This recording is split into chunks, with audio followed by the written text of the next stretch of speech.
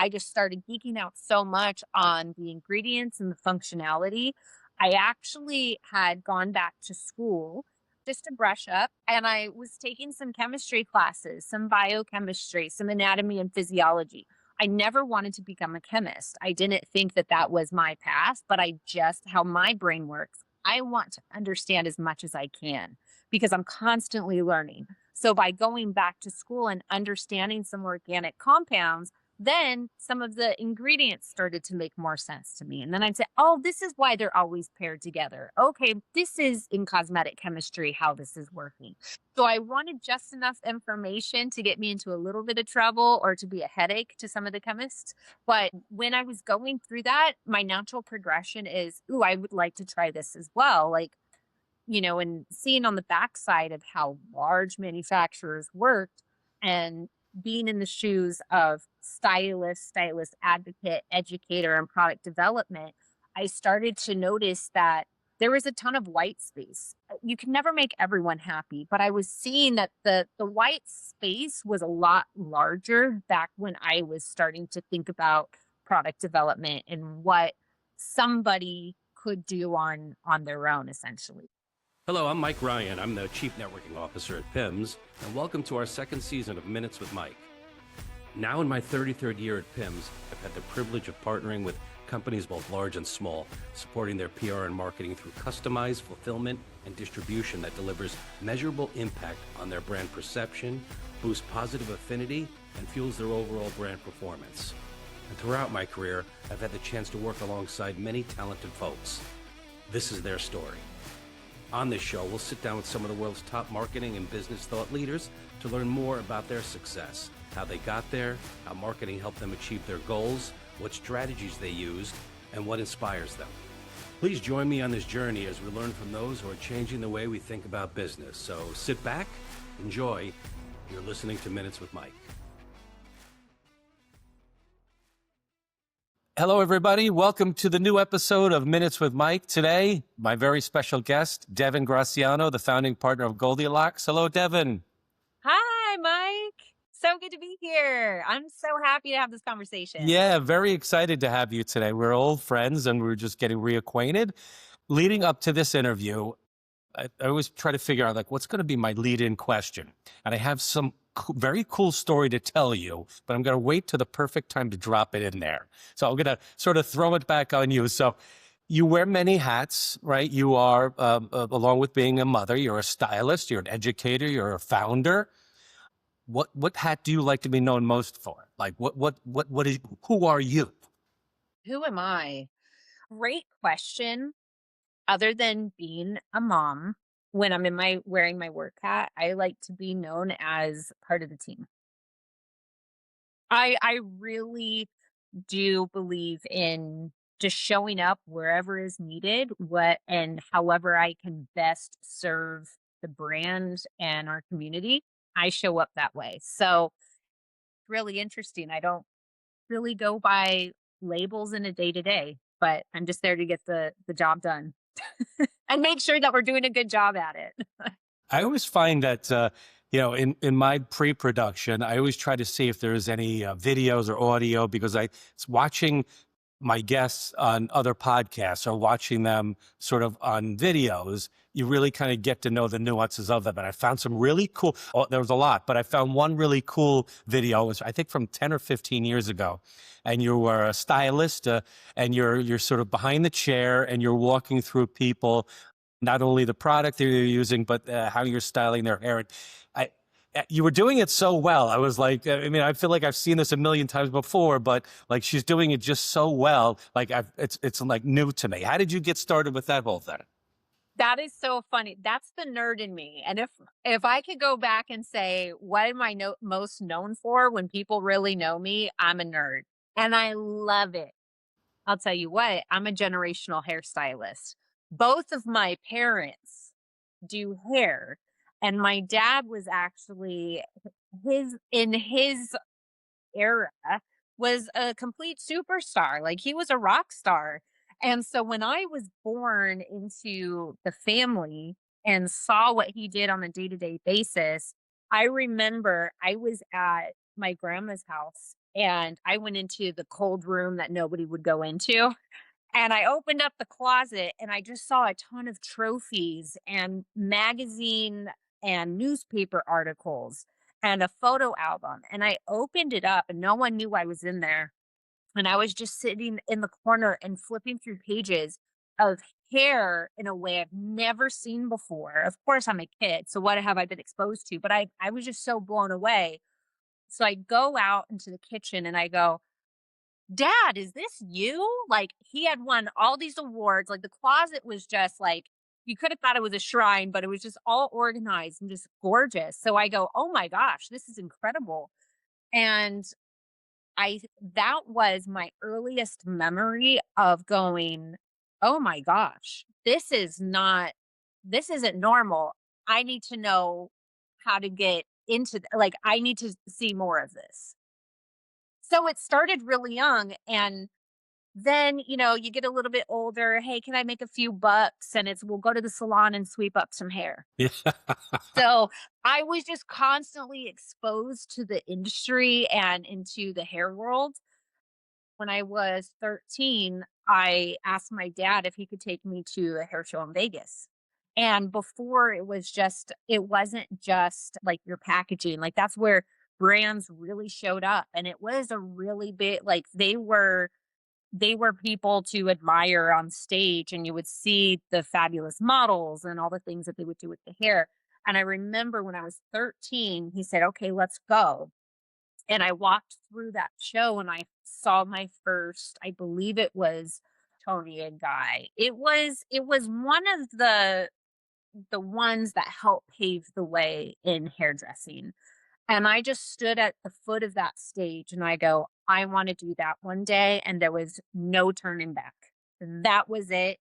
So from that point on, I struggled in school. I used to excel and then I knew exactly what I wanted to explore. And all my thoughts just became so over consuming of what I could do in hair. I hear that quite a bit too from founders, right? That aha moment where, everything changes for you, where you see Mhm. somebody, you hear somebody, you get an inkling and you're like, this is what I'm here for. This is what I'm like, sure. You're called to do it. Yes, and you feel it inside, right? Like this is going to be my Yeah. thing. Yeah. But funny enough, when I did officially get into doing hair, I never wanted to be a hairstylist. I thought, "Oh, I just want to do backstage work. I want to work on movie sets like my dad did, or, do like the cool things." And then the reality sets in that you can't do that unless if you practice and do hair every single day. And then through that evolution, I found my passion was actually sitting in products of I saw that as a tool, like to get these hair shapes, to get the movement, to get the look you want, no matter what, it comes down to the product. And so, with my obsessiveness and the passion that I had for hair, I just kept digging in deeper into products, product development, working with the labs and chemistry part, really trying to figure out what made these products do what they were doing. And then that ultimately led me into brand building and where I am today. So it was a full circle. That as you start to develop that idea for the product development aspect of it, having built a community through the salons, right? Yeah. And they do movies about this sort of thing with conversation, like whether it's the men's aspect with the barbershop or, the unique practice where women go to the salon.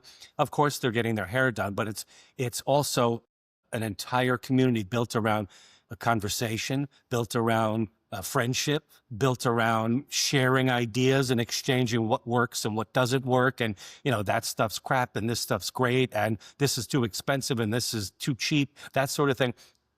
Just taking that in and being part of that community adds to it's something that people probably pay multiple thousands of dollars to get a degree in, and you're learning it through the street of hard knocks, right? Like you're listening to people, you're talking to people, and after years and years of that, it sort of sinks in. Yeah, it does. And really, the practice of working behind the chair as a stylist, you just learn so much about people. like what makes them tick, what, like you have that intimate conversation when you are physically touching someone and going through this transformation, in this case, hair. You just hear so much of their life and what the story that brought them to where they are today. You really learn a lot about them, and with the path that I've been able to walk in my career, I've realized I never like to call it a sacrifice because I always love what I do, and I feel like when you love what you do, you never work a day in your life, Right. even if it is 14 hours a day, but but there is so much sacrifice and discipline, and there are so many hours that you're not paid, that you show up to work, that you just grind. You get off the airplane just to go straight to work and pull an all-nighter on top of that. And then you're surrounded with, on the stylist perspective, so many people who are much more talented than you. You're constantly humbled, and it's really like you can't shortcut that. It's only through experience.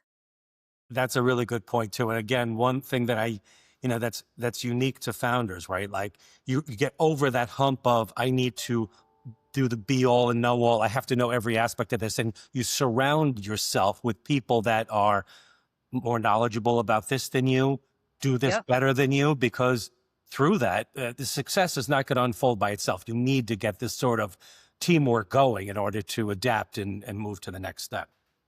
Oh, absolutely. And I think that's what works so well with the relationship I have with McKenzie, founder Goldie, and with she and I having the very first conversation when, in her own words, she likes to say that she got that twinkle in her eye of something that could be.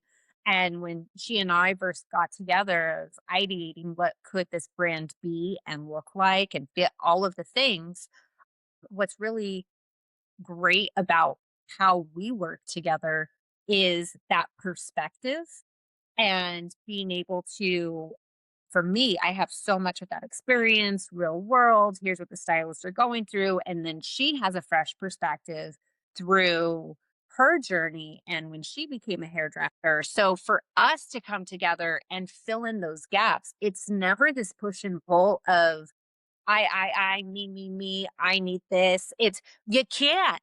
It's not that. It is let's poke holes in each other's wild ideas and see what makes sense and how we can best, at the end of the day, how can we best show up for our customer in this or our stylists. It's awesome. Okay, here comes my funny story. When you told me that you were willing to come on my podcast, and I love that you did, this story popped into my head. I'm like, gotta tell her this one. Okay, so I'm older than you. I was, a teenager back in the 70s and early 80s. And I had, as you can imagine, this big fro. And back then, product for women was limited. For men, it did not exist, right? Or what you thought was product did not exist, right? So when it came to my hair, I was lost. And one of the things I had were, I called them split ends, but I told a story to my wife and I told her I was going to tell you. She was like, they're not split ends. It's just fuzzy hair, right? It's not what you think a split end is. Anyway, I thought they were split ends, but it was fuzzy hair. And of course, I was trying to begin my dating world and a lot of people weren't looking my way. And I was attributing it to the puffy hair. So there was no hair gel or mousse on the market that wasn't invented yet. So here's how I invented it.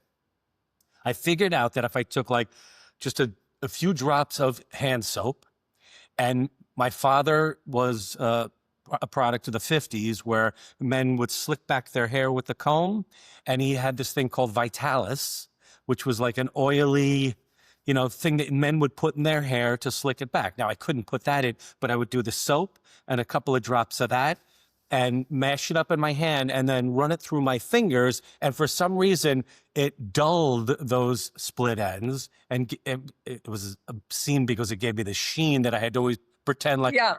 People would be like, what's with your hair? And I'm like, what are you talking about? Meanwhile, that was it, right? Yeah. But for some reason, I think it solved my problem. And forevermore, anytime I buy something in the supermarket for gel or mousse, I'm like, I Yeah. invented this in the early 70s. So good. That's sort of like Tom Hanks, right? When he's playing with fire in Castaway. And he has to really work at it, and then he comes back and he's like, "It's here, now we have so many options available."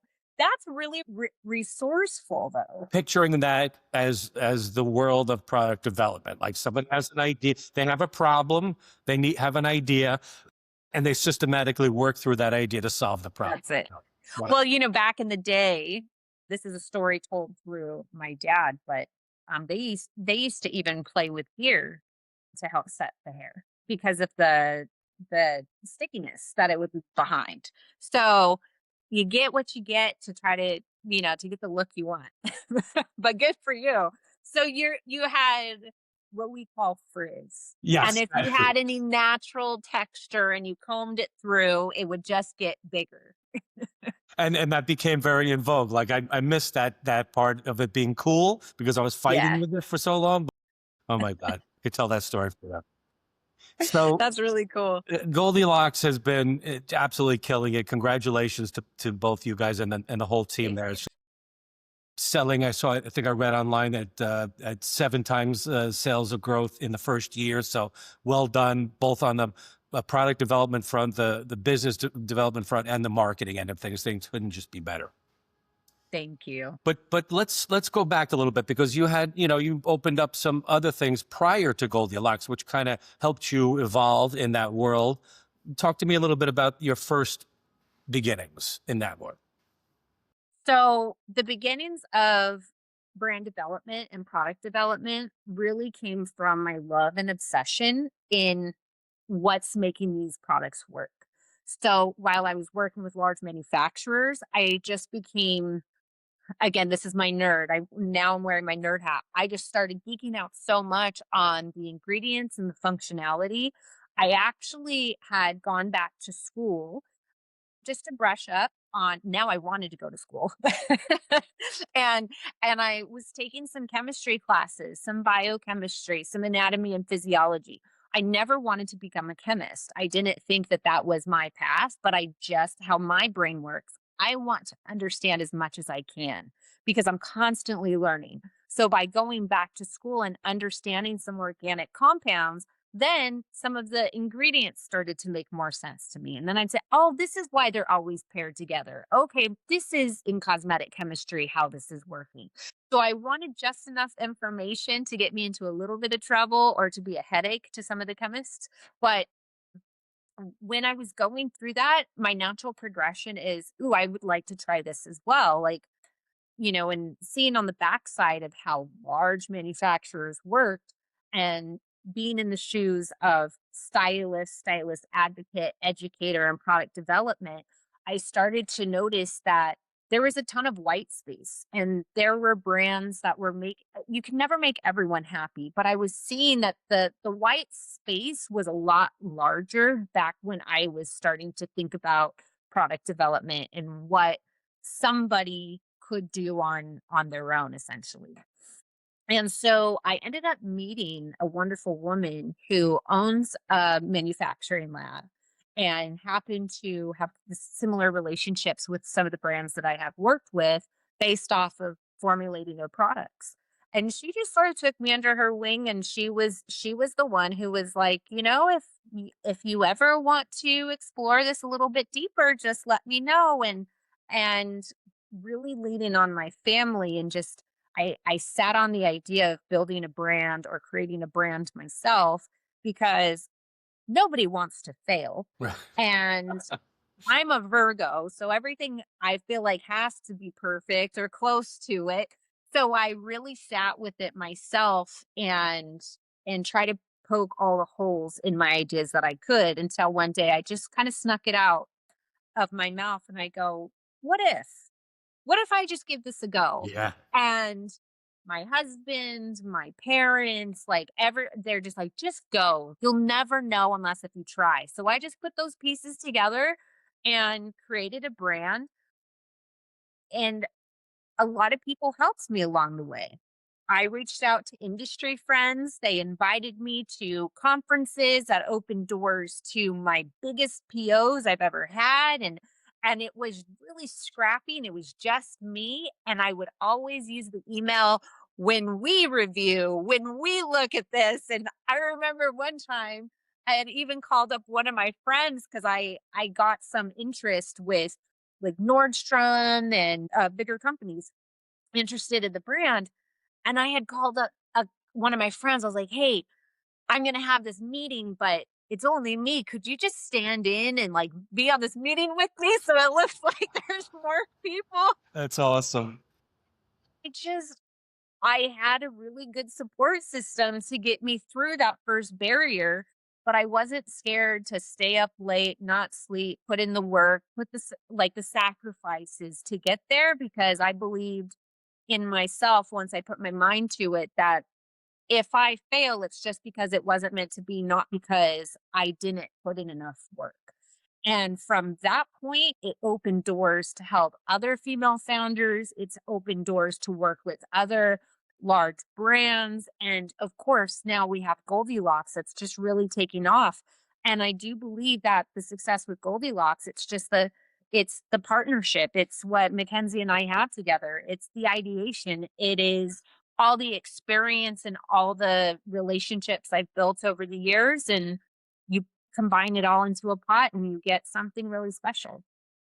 I think whether it's done intentionally or accidental, but we were talking about when we first met before we came on air today, and we met at a trade show, and I'll never forget you were talking to a colleague of mine, David Silbergleit, on the phone, and he said, "She's here. We're going to run out and see her. She's out in the hallway because she has her children, right?" You and your partner had your kids, so we go in there, and there the two of you are. You're building a business. You're soaking it all in. You're not skipping a beat, and for literally having this discussion, the four of us. The children are doing figure eights in between us. You're handing out popcorn money, whatever it is that they want. Like, it really, you have to live that too to see that at work. Like, I'm always impressed at people that are following their dream and building these brands, but they don't want to trade one for the other, right? And that showed me in a nutshell, like, you can have both, right? Like, you can have a successful company and a great partnership and have a family and a bit of a home life too. Like, it Yeah. really touched me, and it goes a long way to show the type of person you are and she is, and with the company is. But I think that also comes across as the company grows and does even more and more things like that type. You can't pretend, right? You can't make that stuff up, and that comes across, I think. Oh, thank you. Those were Ken's brought her girls to that show, but that's really nice that you brought that up because that's something that we really don't talk about too much because I'd have to shout out our kids. I have one and she's incredible where, when I tell somebody she's 15 and they go, "Oh boy, that must be fun." I'm like, "She's great. Like she makes it easy." But speaking about Ken's and I with our kids collectively, there is something about how they are raised in this environment Yes. that they become even stronger than we are because if there was a different circumstance, who knows where we would be. Nice. But for Mila, gosh, I remember getting a phone call when I was in Oklahoma for a trip and she had fallen off grandma's bed and broke her clavicle. You miss things, things happen in between, but anytime I could bring her on a trip with me, I would try to expose her just as much as my dad would expose me to Yes. his world. So, Talk about the full circle moment, right? Yeah. yeah. Yeah, it's so cool, but our kids are really rad. So, they make it easy. Goldilocks is doing so well, but it feels like the brand was created intentionally to solve like a problem that you noticed. It was Mhm. filling an empty space. Like, talk a little bit about that. Like, where did the Yeah. concept for this brand come up, and where's it going? Yeah, absolutely. So all of our products are something unique, not just in how they look, but the juice in the bottle is really special. So how this started, again, going back to Ken saying that she just got that glimmer in her eye, that vision. What she had noticed is a large influx of complaints about hair getting shorter. It was breaking. And she was giving her clients all the professional product and couldn't quite figure out what was happening, what's going on, and we need to fix this. And so when she and I were talking about this together more in depth, she's like, here are the products that I'm giving to them. And I think there's something here. Well, going back to how products work, and this is where we become like peas and carrots. We say we're twin flames. We kind of complete each other's sentences. But with the problem, and then with what I know about hair care, go back 40, 45 years, and Jerry Redding, who helped start Redken, he and his wife, he was the godfather of adding protein in hair care because realizing that your hair is structurally protein, he started adding it into products. And since then, people just thought, wow, this is something new. Let's just add it in everything. Well, through time, then you kind of get a little bit more, and you learn you have bond builders, is what they're called. But if you look at how proteins work, they're actually not the right type of biomimetic fit for your hair. And so if you mix these proteins, they end up building up on your hair. And through observation, we're seeing the notice your hair gets dry, it gets fragile, and it breaks. So if I'm looking on the back of all the products that are available, I'm talking from CVS, Target, professional space, all the way up the ladder, everything has a protein in it. So we're using products a lot more frequently and we're adding protein at every stop. Your hair doesn't need that. So it was doing a reverse effect. It's just like if you were to take a protein shake, one is fine. But if you try to drink the whole jug of powder, you're going to be sick. Right. Like everything in moderation. Right. So we simply removed the protein and then focused back on more of longevity of the hair. And in hairstylist terms, we call it elasticity. There's also this in more of the anatomy of the hair. It's your lipid structure, it's moisture. So we're focusing more on what you would think healthy hair should feel like. We're giving that to you in every one of our products, and we removed the denominator of what was making it dry in the first place. It seems when you say it in my brain, I'm like, it seems so obvious, but like nobody, why isn't everybody doing that, right? Like it seems like an obvious solve, but like you guys were like, nobody's doing it. Like, let's do this, right? Like that's Yeah. again the moment where it like clicks.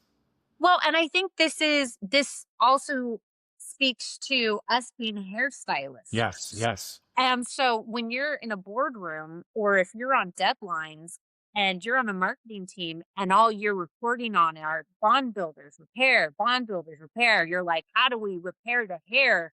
That's what you're focused on. When we're here, we're wearing both of those hats and saying, something's not right here. It's saying repair and it's breaking. Yeah. You know, another thing that Goldie Locks does better than most is, you know, of course, there is the e-com aspect of send outs, and then there is, you know, the direct to salons and retail, which you guys are leading in. And then there's also, you know, influencer marketing too. Like you have to kind of engage all aspects of it. You can't just focus on one rather than the other. And I wanted to kind of get your take on sort of where that's headed, right? Because, and starting with the first question was the experience, right? Because we shipped a lot of stuff out for you, we realized through your feedback and your expectations that the look and feel of the product, gone are the days of just putting products in a box, sending it, hoping for the best, right? The folks have expectations that are receiving this on what Goldilocks, the product's going to perform like, but what it's going to look like too. And that, you know, that unboxing moment or that moment where they first lay out with their eyes on the product is as important to you as it is the product performing the way you designed it too, right? Like talk a little bit about that and how that sort of is affecting sales and where do you think that's headed? So, first of all, hats off to all of you guys for taking the late night or early morning text messages, phone calls, and emails when it comes to our e-commerce shipments, because We care so much, and I know it's really difficult when you're shipping a package these days because it goes through so many hands. What some people don't realize is once your team handles with care, which is absolutely exceptional. We have a great team in Nashville that helps us with our packages, but then it goes to UPS or then it goes to USPS, and people don't realize what happens to those packages when they are shipping out. And so I do try to recognize that. The Goldilocks team does recognize that. But at the end of the day, we're like, okay, if this is the reality, how can we pad this box even better? How can we organize these products even better? Because whether it's an influencer or a customer who's not an influencer, we want to always put our best foot forward. And you guys have always done such an exceptional job of just saying, okay, we hear you. Let's try something new. And we're trying to solve this together. But when it comes to the packaging and the experience, we do our influencer boxes with a ton of heart and soul and guerrilla style marketing. We have our social person, or we have we have a fabulous team. And also, we're an all female ran team, which is really cool. So we either have Sav or Amanda, they're doing handwritten notes and curating boxes based off of personality types, based off of the products that we're sending, the season. Like, they're just so thoughtful. And we really believe in the unboxing experience, whether you're getting an influencer PR box or you trusted us with your hair care routine and you're ordering from our website. So we definitely do try to stick to a very high standard when it comes to that unboxing experience. In that world, sometimes what's that saying go where people lean too far over their skis, right? Like they try to jump into it. They Yeah. think they've seen a few things online, so they're like, let me just do this and that. But what you would just explained is exactly, I think, a lot of times what people miss is there is purposeful reasons why you choose to do that, right? Like the handwritten note cards or the way that a product is just placed into a box and whether it's going to have a tray or no tray or contact with that creator.